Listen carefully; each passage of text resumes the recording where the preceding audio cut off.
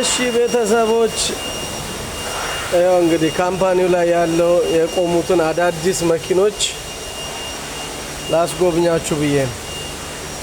እነዚህ ትላልቆቹ ናቸው። ያው የተለያየ ቦታ ስለቆሙ ነው። ውጭም ደግሞ ትናንሾቹ አሉ።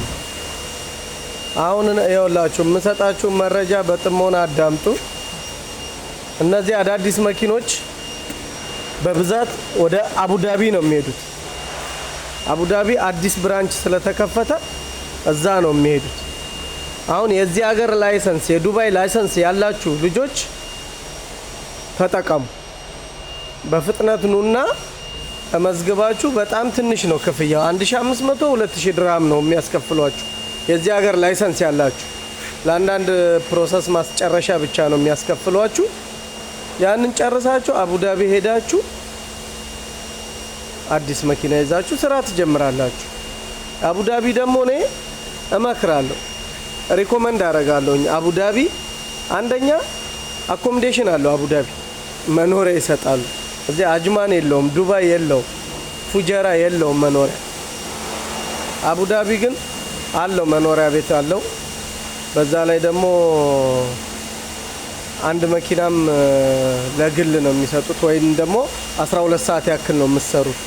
አጅማን ግን እኛ ጋር ይኸውላችሁ ሹፌርም ከመብዛቱ የተነሳ ለአዲስ ገቢዎች አንድ መኪና ለሁለት ነው የሚሰጡት። አንድ መኪና ለሁለት ነው የሚሰጡት። ስለዚህ አቡዳቢ ሪከመንድ አደርጋለሁ። ዱባይ ላይ ያላችሁ ልጆች፣ ላይሰንስ ያላችሁ፣ የዱባይ መንጃ ፍቃድ ያላችሁ ልጆች ተጠቀሙበት። እናንተ በጣም ተጠቀሙበት። መንጃ ፍቃድ ይዛችሁ ስራ የለንም ስራ ፈተናል የምትሉ ልጆች ግድ የላችሁ፣ ጊዜያችሁንም ገንዘባችሁንም አታባክኑ። ኑና ተጠቀሙ። እናንተ ፕላቲኒየም ታክሲ ካምፓኒ ብላችሁ ብትመጡ አጅማንም አቡዳቢም ብትሄዱ ትችላላችሁ። ሌላ ደግሞ እዚሁ ዱባይ ሆናችሁ ደግሞ መንጃ ፍቃድ የሌላችሁ የኢትዮጵያ መንጃ ፍቃድ ነው ያለን የምትሉ ደግሞ ኑና የእናንተ ደግሞ ክፍያው ያው የዚህን ሀገር መንጃ ፍቃድ ማውጫ 8000 ድርሃም ያስከፍላችኋል ካምፓኒ። ያን 8000 ድርሃም ተቀብሎ ነው መንጃ ፍቃድ የሚያስወጣችሁ። ያንን ለመክፈል ዝግጁ የሆናችሁ ሰዎች ኑና ተጠቀሙ።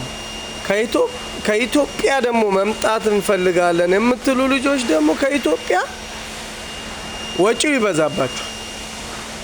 ያለውን ነገር ግልጽ አድርጌ ስነግራችሁ ትኬት ራሳችሁ ችላችሁ ነው የምትመጡት። ካምፓኒው የሚችላችሁ ቪዛ ብቻ ነው፣ መምጫ ቪዛ ይችላችኋል። ከዛ ደግሞ እዚህ መታችሁ የመንጃ ፍቃድ ማውጫውን 8000 ድርሃም ስትከፍሉ ኮንትራት አግሪ ታረጋላችሁ። ኮንትራት ስትፈራረሙ